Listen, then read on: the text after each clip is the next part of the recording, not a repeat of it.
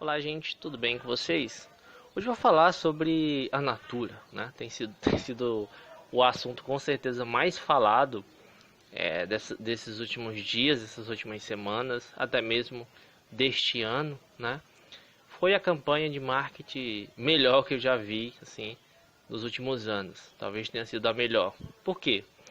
Porque estamos num clima de polarização em relação a essas questões envolvendo essas pautas, com essa pauta LGBTQ.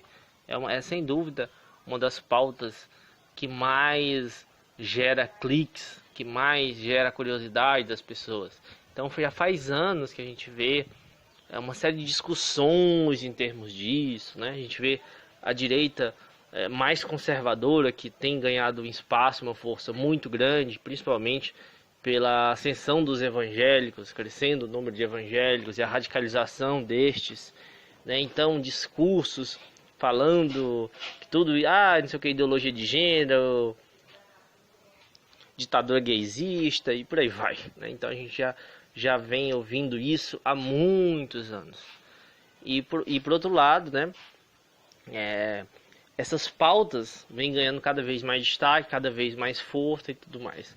E outra que o Tami, né, filho, né, de uma das mulheres mais polêmicas também do Brasil e bem famosa, que é a Gretchen, né, e o Tami também é uma personalidade já muito conhecida.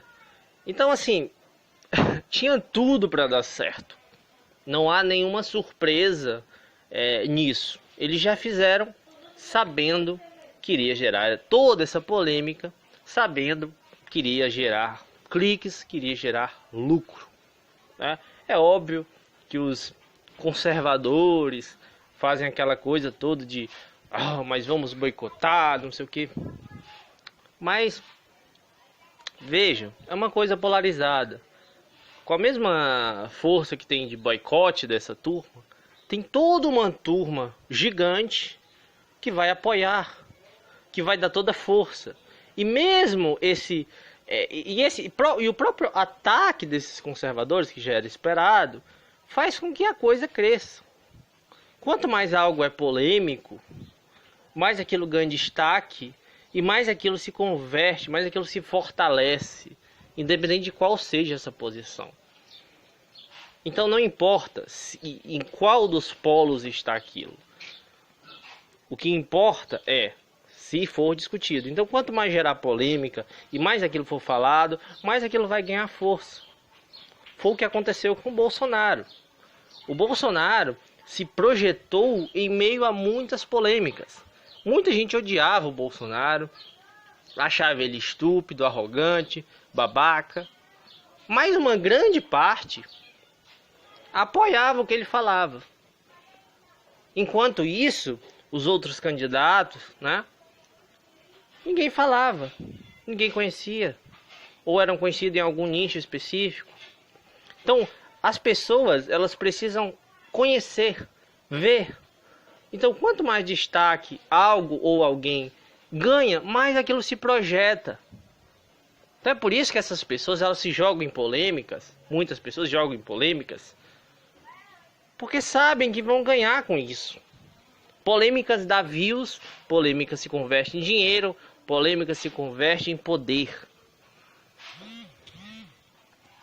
Então, para onde você olhava, tava alguém falando disso. Você ia para as redes sociais, via várias pessoas falando disso. Ia para o YouTube, várias pessoas falando disso. Twitter, Facebook, qualquer lugar falando nisso.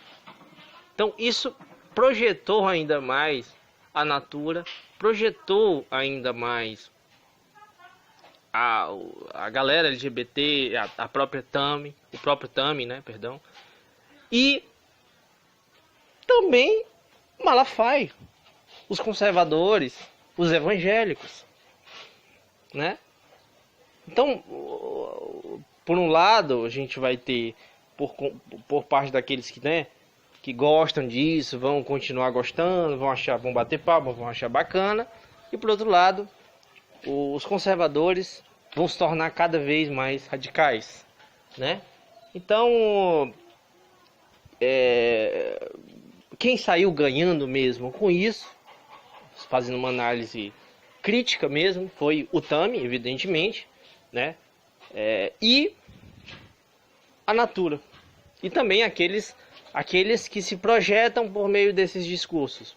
Seja um discurso dessa direita conservadora, seja um discurso da galera que foca com ênfase nessas pautas LGBTQ, essas pautas identitárias, né? Essa principalmente, né? Claro.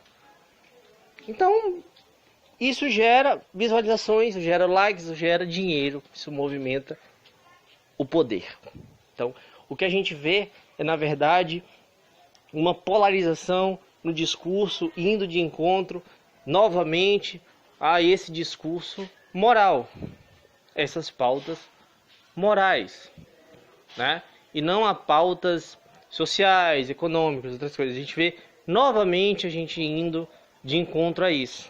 E isso é interessante para diversos grupos, para diversas pessoas, né?